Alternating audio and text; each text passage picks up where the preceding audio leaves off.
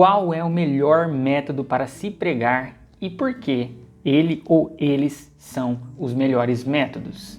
Olá, meu nome é Paulo, eu sou pastor e teólogo e hoje nós falaremos sobre os métodos estruturais para uma pregação. E antes de mais nada, eu gostaria de pedir aquele apoio a cada um de vocês. Inscrevam-se no canal, ativem o sininho, fiquem por dentro das notificações e dos conteúdos que surgem a partir deste canal. Curtam, compartilhem com um amigo, com uma amiga que se interessam pelo tema de pregação. Também deixe o seu comentário. Aqueles que sempre nos acompanham sejam muito bem-vindos, aqueles que são novos aqui também, muito bem-vindos. E se você ainda não assistiu a nossa série sobre pregação, acesse o card aqui, volta lá nos nossos vídeos e entenda como do zero nós podemos preparar um sermão com autoridade, expositivo, missional e cristocêntrico. Vamos lá para o nosso conteúdo. Estrutura do sermão. A estrutura do sermão é um passo muito importante. É o passo onde você vai organizar as informações do seu sermão de forma a poder proclamá-lo de maneira fluida, organizada, lógica, para que isso possa ser cada vez mais inteligível e eficiente ao seu público, aos ouvintes. Dessa forma, é extremamente importante que você tenha uma estrutura. Você sempre tem uma estrutura, mesmo que às vezes você não saiba disso, mas às vezes você tem um estilo de pregar que você julga não colocá-lo em nenhuma estrutura, mas de certa forma você está estruturando dentro daquilo que você sempre praticou. E hoje nós falaremos sobre alguns métodos e quais, em minha opinião, são os mais relevantes e os que eu mais aconselho a serem utilizados em nossas pregações. Estou me baseando aqui nos estudos e no ensino do professor Reverendo Herculano Gouveia Jr., que foi professor no Seminário Presbiteriano do Sul, em Campinas, já falecido em 1964, cuja obra póstuma foi publicada em 1974. Nesta obra, o Herculano ele traz algumas partes constitutivas do sermão. São partes que ele julga super importantes para a composição de um sermão. São elas o exórdio, a exposição, a proposição, os argumentos e a conclusão. Basicamente esses 5. Por isso que quando nós utilizamos um método que possui essas características, nós chamamos de método herculano. Tá? Mas dentro do método herculano nós temos algumas vertentes que eu vou deixar claro aqui para você. Por exemplo, ele fala do sermão tópico ou temático. Esse é o primeiro que nós vamos abordar. O sermão tópico, temático, é aquele que não é expositivo de acordo com os conceitos de Herculano. Embora nós podemos aplicar um conceito expositivo nele, mais para frente eu explico, mas dentro do conceito de Herculano, o tópico e temático ele não é expositivo. Por que ele não é expositivo? Porque o texto escolhido, na verdade, é um versículo escolhido, e esse versículo ele proporciona ao pregador apenas o título, apenas o tema da mensagem. Os pontos, os argumentos, você encontra eles em outros textos, em outros livros, numa procura maior fora daquela unidade de texto da qual você retirou o versículo que possui o tema ou a proposição. Dessa forma, ele não se constitui como um sermão expositivo, porque o expositivo tem o objetivo de trabalhar uma unidade de texto de um autor dentro de um contexto, dentro daquele assunto que é trabalhado nessa unidade. Quando nós pegamos um versículo que ele me traz o tema e eu vou buscar de outros autores argumentos que venham a fortalecer esse tema, eu não estou sendo expositivo. E isso traz alguns problemas e eu especificamente não aconselho que usemos esse tipo de abordagem nas nossas pregações, porque elas trazem algumas dificuldades. Por exemplo, quando eu pego o tema de um versículo e eu saio pincelando de outros textos, de outros autores, de outros livros, os pontos, os argumentos que vêm defender aquela minha proposição, eu acabo desconsiderando a unidade. E por que isso traz dificuldades? Porque, por exemplo, o autor ele tem uma intenção naquela unidade, ele tem uma razão, um objetivo pelo qual ele está escrevendo. Quando eu só pego o tema e vou pegar argumentos em outros textos, talvez o objetivo que aquele autor usou para defender, às vezes, um mesmo tema é completamente diferente desse. Então veja, existem literaturas diferentes dentro das Sagradas Escrituras. Expressões iguais, semelhantes, são usadas com sentidos completamente diferentes. Então às vezes eu pego uma expressão, por exemplo, a fé, e eu vou trabalhar a fé no meu sermão temático. Aí eu vou trabalhar a fé e pego pontos em outros livros. Mas, por exemplo, a fé, às vezes, ela é usada como tem um aspecto apenas conceitual. Em outros autores, a fé tem um apelo extremamente prático. Então eu posso misturar esses sentidos de forma a não trazer a exposição do que cada autor realmente está evocando no seu escrito. A gente desconsidera completamente essa situação contextual. Por essa razão, eu não aconselho que usemos esse tipo de abordagem, porque dentro dela nós incorremos em sérios riscos e na grande sedução de falar aquilo que nós queremos falar e não falar aquilo que as Sagradas Escrituras falam. Quando nós vamos pincelando um ponto aqui, outro ali, a gente acaba fazendo um aglomerado para defender aquilo que eu queria defender, mas não exatamente o que cada autor está defendendo dentro da sua unidade específica. Então esse é um método tópico temático. E por que eu disse que ele pode ser expositivo? Porque, por exemplo, você pode ter um tema em mente. Por exemplo, o casamento.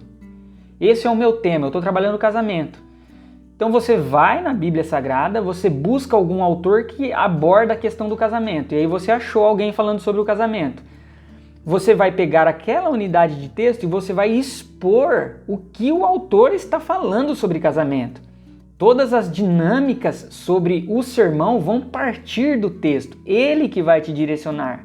Então veja que você partiu de um tema e escolheu o texto, mas quem está te trazendo todos os argumentos, a proposição, todas as defesas, todo o conteúdo do seu sermão, da sua preparação de sermão, é o texto. Então, dessa forma você se torna expositivo. Então há o tópico temático não expositivo e há aquele que é expositivo. Mas para fins didáticos, entenda o tópico temático como esse que não é expositivo. Fechado? E aí o Herculano trabalha outras duas categorias de sermão, o textual e o expositivo. Mas esses métodos acabam se misturando, porque qual é a diferença do textual e do expositivo no conceito de Herculano? O textual ele é retirado de um texto breve, de um texto curto, de um texto pequeno, enquanto o expositivo trabalha um texto mais longo. No entanto, o textual também trabalha as questões que são todas evocadas do texto. Ele vai trabalhar todos os aspectos, os argumentos sairão do texto, o tema, a proposição sairá do texto. Então, na verdade, os dois são expositivos. Na minha forma de conceituar o expositivo, os dois são iguais. Para fins didáticos, nós trabalharemos o textual e o expositivo como sermão herculano. Então nós já temos aqui o tópico temático que nós já abordamos e nós falaremos agora sobre o herculano, o método herculano. Então, herculano por quê? Porque ele tem aquelas estruturas, aqueles 5 principais pontos que nós abordamos que constituem um sermão. E o que o herculano vai trabalhar? Então, você escolhe uma unidade de texto, escolhe uma porção das Sagradas Escrituras e dentro dessa porção você vai retirar ali um tema, uma proposição, que é o argumento que você vai defender, os pontos, e dentro dos pontos você tem de 2 a 5 pontos para serem trabalhados, ou de 2 a 5 argumentos para serem trabalhados, e Herculano diz que o ideal seria trabalhar 3 pontos, 3 argumentos, e é por isso que no meio presbiteriano, principalmente, você vai ver essas pregações em pontos sempre focalizando 3 grandes pontos, 3 argumentos. E por fim você tem a conclusão. Logo dentro do Herculano, nós temos aí o exórdio, que é a introdução, nós temos a exposição ou narrativa que ele diz, que nós aqui traduzimos por contextualização, o tema, a proposição, os argumentos, de 2 a 5 argumentos, e a conclusão. Esse é o sermão herculano. Ele é expositivo, porque todas as realidades, as dinâmicas do sermão partem do texto. Nós temos também aquele método versículo a versículo. Muitos confundem dizendo que esse é o método expositivo, mas na verdade não é. O expositivo ele não é um método. Veja que o expositivo ele é a essência. Você pode ser expositivo em qualquer método e você pode não ser expositivo em qualquer método. Se você usar o versículo a versículo, ler versículo por versículo, mas expor uma realidade que não está no texto, você não está sendo expositivo. Mas aí você tem essa abordagem do versículo a versículo. E qual é o conselho que eu trago para quando nós pregamos no versículo a versículo? é uma dinâmica que se diferencia do estudo, é escolher um texto breve, um texto mais curto.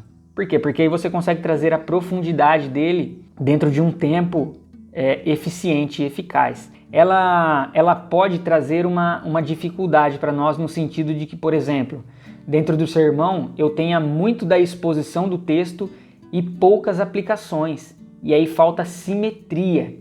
A simetria é o conceito de equilíbrio dentro de uma pregação. Então, na pregação você tem que trabalhar a exposição, obviamente. A parte mais importante é a exposição do texto.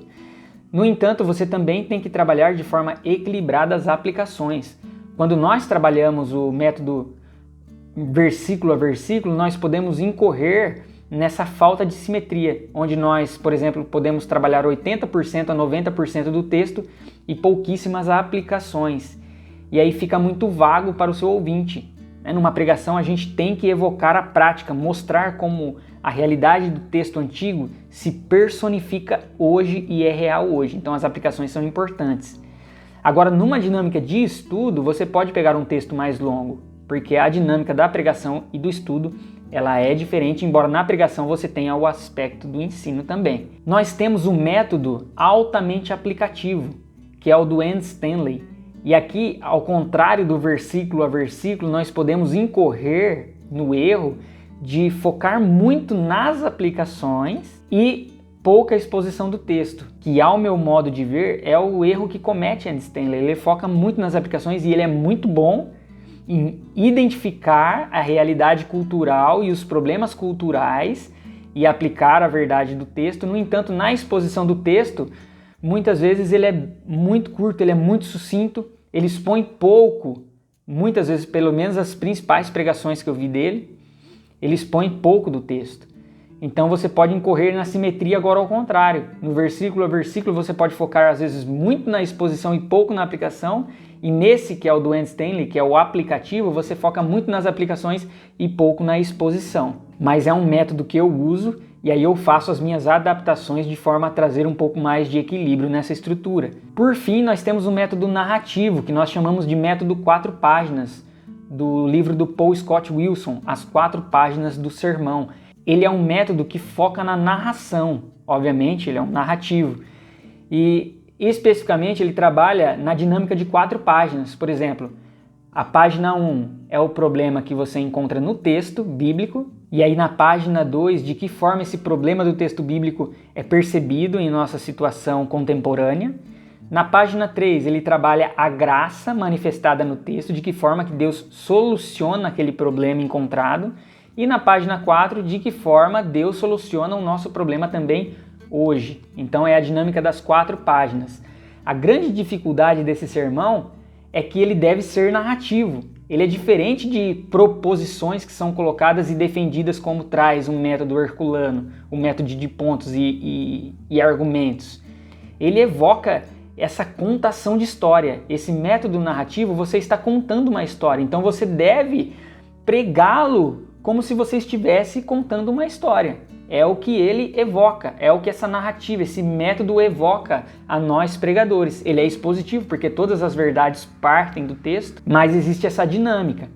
Não são todos os textos que vão se encaixar nele. Nós procuramos usá-los de fato em textos que são narrativos. Facilita muito. Agora, o herculano, ele já traz essa abrangência, ele consegue abranger qualquer texto bíblico. E aqui então vai minha opinião sobre os melhores métodos a serem utilizados. E eu classifico-os aqui. Para mim, os melhores métodos são 2 deles. O herculano e o 4 páginas, o narrativo.